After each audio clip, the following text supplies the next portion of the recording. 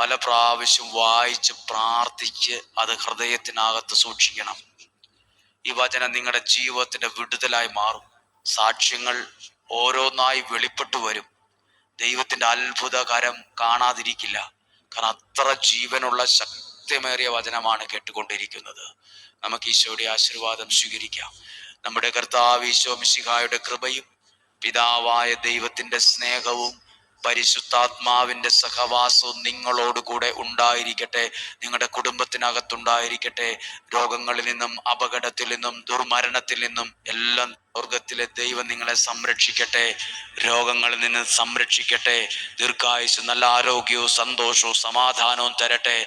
കർത്താവേ, നിയോഗം വച്ചിരിക്കുന്ന ഓരോ കാര്യങ്ങളുടെ മേലും ഇപ്പോൾ പ്രാർത്ഥിക്കുന്നു.